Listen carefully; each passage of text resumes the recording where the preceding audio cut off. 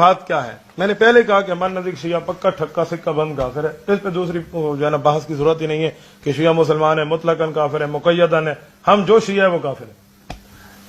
ایک بات ذہن میں رکھیں، ان کا اور ہمارا اختلاف کس چیز پر ہے؟ اب جب ان کا مذہب تو بن گیا، شیعہ اینٹی اسلام ہے، مکمل ان نے مذہب بنایا، ان کا ہمارا اختلاف کس بنیاد پہ ہے؟ ہم لوگ سمجھتے ہیں صدیق کو نہیں مانتے، عمر کو نہیں مانتے، صحابہ کو گالیاں دیتے ہیں۔ شیعہ حضرت عمر فاروق کی جوتی کو سلام کرے، حضرت صدیق اکبر کی جوتی کی پگڑی بنا کر سر پہ رکھے، وہ پھر بھی کافر ہے۔ کیوں؟ اس کی وجہ شیعوں کا اور ہمارا پہلا اختلاف عقیدہ بدا پہ ہے۔ اٹھائیں ان کے اصول کافی، ہمارے بخاری شریف کے مقابلے میں ان کی کتاب موجود ہے، اصول کافی میں ان کا عقیدہ بدا ہے۔ عقیدہ بدا کا کیا معنی؟ اللہ کو بھول ہو جاتی ہے، یہ عقیدہ بدا ہے۔ کہتے ہیں فلاں امام نے پوچھا 12واں امام کب آئے گا؟ تو انہوں نے کہا اللہ سے پوچھ کے بتاؤں گا۔ ہاں اللہ نے فرمایا فلاں زمانے میں، زمانہ گزر گیا، امام سے شاگردوں نے پوچھا امام سے، اب اللہ نے فرمایا تو اس زمانے میں تو نہیں آیا، انہوں نے کہا اللہ کو بھول لگ گئی تھی، اگلے زمانے میں آئے گا، چل لے۔ یہ عقیدہ بدا ہے۔ شیعہ اس خدا کو مانتے ہیں جو خدا بھولتا ہے، ہم اس خدا کو مانتے ہیں ربی لا یضل ولا ینسا۔ حضرت موسیٰ نے فرمایا میرا رب گمراہ بھی نہیں ہے، بھولتا بھی نہیں۔ اب ایمان سے بتائیں، لا یضل ولا ینسا، اللہ بھولتے بھی نہیں ہے، گمراہ بھی نہیں ہے، شیعہ خدا کو بھولنا مانتے ہیں، اس آیت کا منکر نہیں ہے۔ مجھے ایک بندہ کہنے لگا بابا وہ ان کو کفر کی بات کرتے ہو، میں نے کہا قرآن کی ایک زیر کا منکر کافر ہے، یہ سینکڑوں آیات کا منکر ہے، تم کس بنیاد پہ سے مسلمان کہتے ہو؟ میں نے ایک آیت ابھی کفر شروع نہیں کیا، میں اس کی تنقیح کر رہا ہوں۔ یہ پہلے خدا پہ بات ہے، ٹھیک ہے؟ انوار نعمانیہ نعمت اللہ الجزائری کی اٹھائیں، جلد اول میں سے لکھے، نعمت اللہ الجزائری باقر مجلسی کا محبوب شاگرد تھا۔ باقر مجلسی جو ان کا بےایمان گزرا ہے، محبوب شاگرد ہے۔ نعمت اللہ الجزائری لکھتے ہیں جس کا ماحصل یہی نکلتا ہے، نہ ہم اس خدا کو مانتے ہیں نہ اس خدا کے نبی کو مانتے ہیں جس نبی کا خلیفہ ابو بکر ہو۔ اب خدا اور مصطفیٰ اور ابو بکر کا انکار کہاں سے کہاں تک پہنچے؟ میں کیسے شیعت کو صحابہ کرام کے ایمان کے اوپر مسلمان مان لو؟ بھائی اسے صحابہ کچھ نہیں کہتا۔ ایک بندے نے اس دن مجھے کہا شیعہ ہے وہ معتدل ہے، معتدل شیعہ ہے۔ میں نے کہا معتدل کیسے کہتے ہیں؟ مسلمان ہے؟ معتدل نہیں، میں نے کہا معتدل تجھے شیطان نے پٹی پڑھائی ہے، معتدل کہتے کسے ہیں یہ تو بتا۔ وہ بھائی ماں کبھی کہتے ہو یہ ہے تو کتا، معتدل کتا ہے، کوئی معتدل ہے یار، دانت اس کے بھی ہیں کچلی والے، اس کے بھی ہیں، وہ کاٹتا نہیں ہے، کاٹتا ہے کتا۔ ہم پتہ نہیں کون سی شیطان کی پٹی میں چڑھ جاتے ہیں۔ کسی دوست نے اس دن ایک بندہ مجھے بتا رہا تھا فلاں مماتی دوست تو ہے ہمارا، گستاخ نہیں ہے، تو میں نے کہا پھر مماتی کیوں ہے؟ سوچنے کی بات ہے، یہ یاد رکھیں اپنے مذہب کے اندر تسلب ہونا چاہیے، اپنے مذہب کے علاوہ دوسرے کی بات نہ مانو۔ ایک بزرگ کا واقعہ استاد جی سناتے رہتے ہیں کہ وہ فرماتے ہیں میں اپنے پیر کے پاس بیٹھا ہوں اور جنید بغدادی جیسی شخصیت بھی آ جائے نا، میں اٹھ کے اس کی طرف انگلی نہیں کروں گا، دیکھوں گا بھی نہیں۔ کیوں؟ مجھے فیض میرے پیر سے ملا ہے، مجھے اس سے فائدہ ملا ہے۔ یوں اسے تسلب کہتے ہیں۔ اپنے مذہب کو مضبوطی کے اوپر پکڑو، وہ فلاں ہے فلاں ہے، یوں نہیں ہونا چاہیے۔ پہلی وجہ۔ اب دوسری وجہ ذرا، شیعت کی کفر کی دوسری وجہ رسول اللہ صلی اللہ علیہ وسلم کی ذات اقدس ہے، حضور پاک علیہ الصلوۃ والسلام کی ذات اقدس ہے۔ شیعہ قرآن کا محبت، قرآن کا منزل، قرآن کے اتارنے کی جگہ رسول اللہ کا دل نہیں مانتا، علی المرتضیٰ کا دل مانتا ہے۔ آپ اٹھا کے دیکھیں ان کے اصول کی کتابیں، شیعوں نے واضح لکھا ہے کہ حضرت جبرائیل سے غلطی ہوئی ہے، وہ علی کو چھوڑ کے رسول اللہ کے پاس پہنچے۔ یہ ایمان کی ایمان، اس پہ تو امام شامی بھی بول اٹھے ہیں کہ جو غلطی کہے تو جبرائیل نے غلطی کی تو اس پہ بھی کفر ہے۔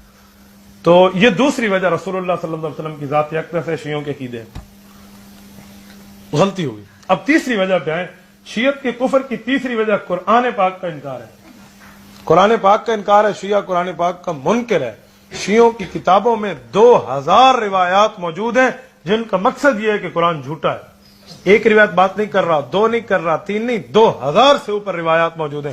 ان کی کتابیں ہیں فصل الخطاب فی اثبات تحریف کتاب رب الارباب، یہ نوری تبرسی کی ہے، کرمانی کی موجود ہے۔ فصل الخطاب کہتے ہیں فیصلہ کن بات کر رہا ہوں، کس میں؟ فی اثبات کتاب رب الارباب، خدا کی کتاب برباد ہو چکی ہے، تباہ ہو چکی ہے، تعریف ہو چکی ہے۔ یہ ان نے کتابیں لکھی ہیں ان بےایمانوں نے، 111 جلدوں پہ اس کی کتابیں، میں آگے بہار الانوار کی وضاحت کرتا ہوں، 111 جلدیں ان نے اس پہ لکھی ہیں۔ چلو یہ تیسری وجہ جو ہے ان کے کفر کی، وہ اللہ کا قرآن ہے کہ یہ قرآن پاک کے منکر ہیں شیعہ۔ یاد رکھیں ہمارے استاد محترم حضرت مولانا محمد اعظم طارق شہید رحمۃ اللہ علیہ بڑی پیاری بات فرماتے ہیں، ساجد نے ہمیں بھی سنایا، بعد میں ان کی کتابیں بھی بات چھپ گئی ہے۔ صحیح فرماتے تھے میں نے جیل میں بیٹھا تھا، میرے اوپر جو افیسر تھا میری چیکنگ کے لیے شیعہ تھا، اس نے آ کے ایک دن کہا کہ مولانا آپ ہمیں کافر کہتے ہو، چھوڑو لڑائی کو، مار فساد کو، ظلم کو، آج مجھے ایمان سے بتاؤ کیوں کہتے ہو؟ میں نے اسے کہا افضل صاحب آپ قرآن کے منکر ہو۔ مجھے کہنے لگا دیکھو مولوی تم یہی جھوٹ بولتے ہو نا، آج صبح میں قرآن پڑھ کے آیا ہوں اپنے گھر سے، ڈیوٹی پہ آیا نا، قرآن پڑھ کے آیا ہوں، اور تم کہتے ہو ہم قرآن کے منکر، ہم قرآن کے منکر، آج صبح پڑھ کے آئے۔ تو مولانا فرماتے ہیں کہ میں سمجھ گیا کہ یہ وہ شیعہ نہیں ہے جو میں سمجھتا ہوں، بس شیعہ مذہب اس نے اپنایا، اسے اپنے دلائل کا پتہ نہیں ہے۔ میں نے اسے کہا یہ بتاؤ اس جیل میں میرے ساتھ فلاں مولوی قید ہے، وہ سپاہی محمد کا ایک بے ایمان شیعہ تھا، کہتے ہیں ہاں وہ قید ہے، ڈاکٹر غلام پتہ نہیں غلام علی ہے یہ کون ہے، قتل ہو گیا وہ شیعہ۔ انہوں نے کہا اس کے پاس جاؤ اور اسے کہو قرآن پاک کی معتبر تفسیر جو تیرے پاس ہے وہ دے دے، جیل میں مطالعہ کرتے ہیں تو ترجمہ مولوی فرمان علی اٹھا کے لاؤ، مولانا بالکل ٹھیک ہے، بس یہ ٹھیک ہے یہ لاؤ، یہ آیا نا تو مولانا کہتے پھر میرے دل میں نے اس افیسر کا میں نے ایک دفعہ پھر جاؤ اس سے پوچھو یہ کتاب اچھی ہے یا بری ہے، تو جیلر گیا اس سے پوچھا، انہوں نے کہا بڑی اچھی کتاب ہے، سپرنٹینڈنٹ صاحب سے کہو بہترین بس تفسیر قرآن ہے ہی یا اور ہے ہی نہیں، انہوں نے کہا ٹھیک، انہوں نے نکالی ہاں یہ دیکھو علی المرتضی مچھر ہے، علی المرتضی یہ ہیں، علی المرتضی یہ ہیں، یہ وہ قرآن ہے جو حضور پہ اترا ہے، یہ وہ نہیں ہے کوئی اور ہے، اصلی قرآن امام مہدی کے پاس، میں آگے حوالے دیتا ہوں جہاں جہاں لکھا ہوا ہے۔ اس نے دیکھو پریشان ہو گیا، اس نے کہا حضرت میرا تو یہ عقیدہ نہیں ہے، فرمایا تو کل کہہ دے کہ یہ شیعہ جن نے قرآن کو غلط لکھا ہے یہ کافر ہیں، اپنے تھلے میں اعلان کر دے، میں سمجھ دوں گا تو شیعہ وہ نہیں ہے جو ہم سمجھتے ہیں۔ ہمارے ڈی اے خان میں امیر عظیمت حضرت مولانا حق نواز شہید رحمۃ اللہ تشریف لائے تو حضرت نے یہی فرمایا تھا، جب حضرت حوالے دے رہے تھے نا تو ڈی اے خان کے مولویوں نے دوران تقریر حضرت مولانا حق نواز سے کہا نہیں نہیں نہیں نہیں یہ عقیدے نہیں ہے ڈیرا کے شیعوں کے۔ مولانا شہید رحمۃ اللہ کی اللہ اکبر آج بھی تقریر موجود ہے، مولانا نے فرمایا تھا مجھے یہاں کے علماء نے کہا ہے کہ ہمارے علاقے والے شیعوں کا یہ عقیدہ نہیں ہے، ڈی اے خان کے شیعوں میں تمہیں کہتا ہوں یہ جو میں کتابیں پیش کر کے جا رہا ہوں کل تم اپنے امام باڑوں میں خمینی پہ، باقر مجلسی پہ اور نعمت اللہ الجزائری پہ اور یعقوب کلینی پہ اور جو ہے نا کیا کہتے ہیں نوری تبرسی پہ اور کرمانی پہ، جن مولویوں کی کتابیں ان کتابوں پہ کل لعنت بھیج دو کہ ہمارے مذہب کی نہیں ہے، میں سمجھوں گا ڈیرا کا شیعہ وہ نہیں ہے جو میں سمجھا ہوں۔ آج تک ان لوگوں نے لعنت نہیں بھیجی، انہیں تقیہ کہتے ہیں۔ تیسری وجہ قرآن ہے، میں قرآن پہ چل کے آگے بتاتا ہوں کہ شیعت کیا سمجھتی ہے۔ چوتھی وجہ شیعت کا اور ہمارا انکار، چوتھی کفر کی وجہ وہ ختم نبوت کا انکار ہے۔ یاد رکھے ختم نبوت کا منکر ہے شیعہ، میں نہیں کہتا، آپ تفہیمات اٹھا لیں، علامہ شاہ ولی اللہ محدث دہلوی رحمہ اللہ کی کہتے ہیں میرے پاس استفتاء آیا ہے شیعہ کافر ہے مسلمان ہے، میرا دل تو یہ تھا کہ کافر نہیں ہے۔ نبی علیہ الصلوۃ والسلام کی زیارت ہوئی، حضور پاک علیہ السلام سے میں نے پوچھا یا رسول اللہ استفتاء آیا کیا جواب لکھوں؟ حضور نے فرمایا صبح اٹھ اور ان کا عقیدہ امامت پڑھ۔ میں نے کہا اچھا، میں اٹھا عقیدہ امامت پڑھا اور حضور نے فرمایا جو بات دل میں ہے وہ لکھ لینا ہمارا جواب ہوگا۔ شاہ ولی اللہ نے شیعت پہ کفر کا فتویٰ لکھا ہے صبح انہوں نے کہا شیعہ ختم نبوت کا منکر ہے۔ آپ اور چھوڑیں خمینی کی آخری وصیت نامہ اٹھا لیں، کہتے ہیں مرتبہ امامت بالاتر از مرتبہ پیغمبریست، ہمارے 12 اماموں کا رتبہ پیغمبروں سے کہیں بڑھ کر ہے۔ قادیانی رسول اللہ کے بعد ایک نبی مانے، پوری امت اس کے خلاف ہو جائے، بے ایمان ہے، کافر ہے، مرتد ہے، اسمبلی میں اس کو کافریت قرار دلواؤ، یہ بے ایمان اس سے 12 گنا بڑھ کے کافر ہے۔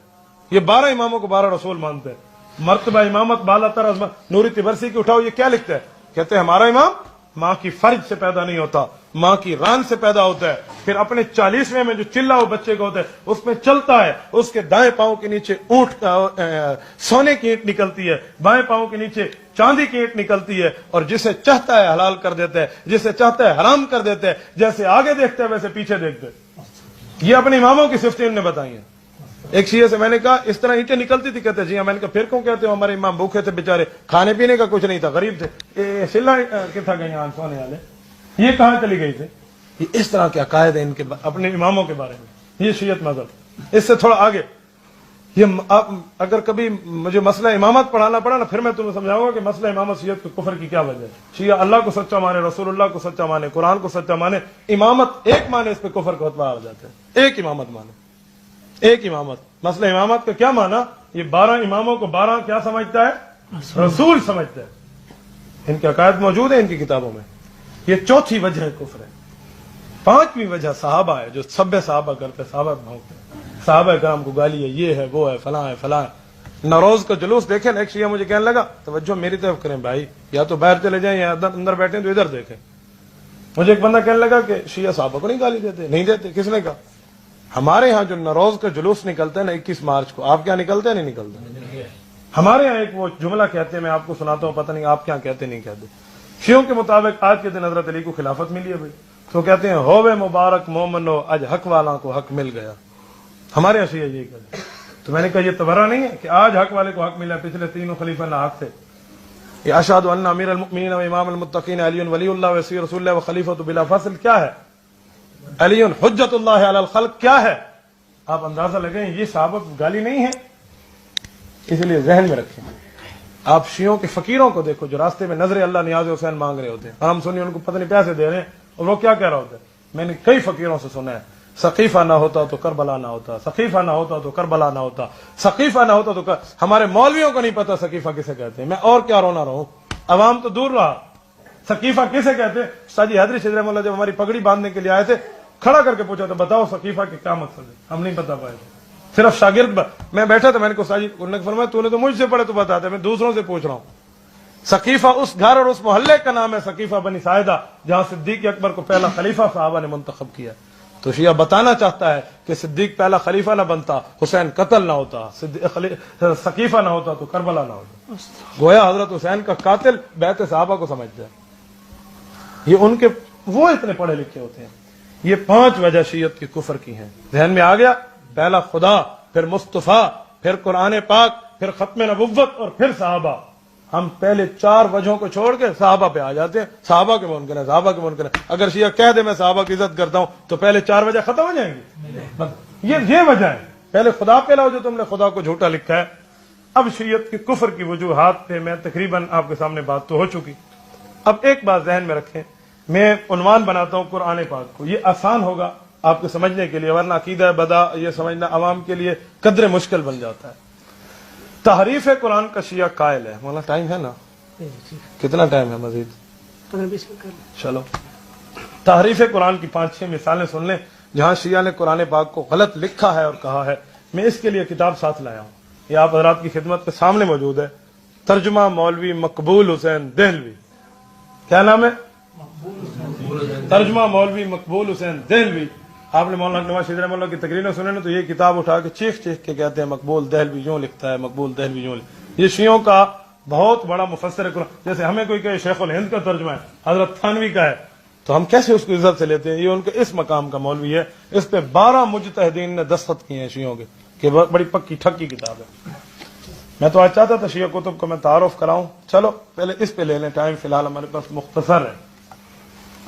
تحریف قرآن کا شیعہ قائل کیسے ہے؟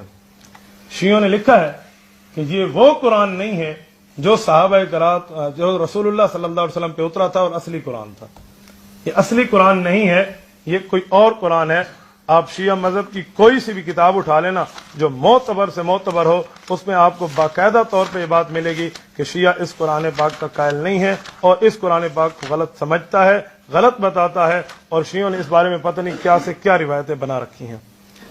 آپ اور چھوڑیں, فصل الخطاب طبرسی صفحہ 32 کو اٹھا لیں. یہ لکھتے ہیں ان ھذا القرآن الذی عندنا لیس هو الذی انزل علی محمد بل غیر وبدل ونقص منہ. یہ وہ قرآن نہیں ہے جو رسول اللہ پہ اترا ہے, ہمارے پاس وہ قرآن ہے جو تبدیل کر دیا گیا, جس میں تغییر پیدا کر دی گئی, جس میں کمی کر دی گئی ہے. غیر وبدل ونقص منہ, اس میں نقص ڈال دیا گیا ہے. یہ فصل الخطاب طبرسی صفحہ 32 کو اٹھا لیں, اس کے مقدمے کی بات پڑھ رہا ہوں. یہ اس عالم تک قرآن کریم کو سمجھتے ہیں. اس کے علاوہ اور کچھ نہ ہو تو اصول کافی کی میں آپ کو ایک روایت ان کی پڑھ کے سنا دیتا ہوں. یہ کہتے ہیں قال ابو عبداللہ علیہ السلام ان القرآن الذی جاء به جبرائیل الی محمد صلی اللہ علیہ وسلم 17,000 آیات. حضور پاک علیہ الصلوۃ والسلام پر جو جبرائیل قرآن لائے تھے, اصول کافی جلد 2 صفحہ 54 کی روایت, اور فصل الخطاب کرمانی صفحہ 18 کہتے ہیں حضور پاک علیہ السلام کے بعد جو رسول اللہ صلی اللہ علیہ وسلم کے پاس جبرائیل قرآن لائے تھے, اس قرآن کی آیات کی تعداد 17,000 ہے. موجودہ قرآن کی آیات کی تعداد علی اختلاف الروایات 6,666 ہے. شیعہ 17,000 قرآن پاک کی آیات مانتے ہیں. بتائیں کتنی زیادہ کمی مانتا ہے؟ 10,000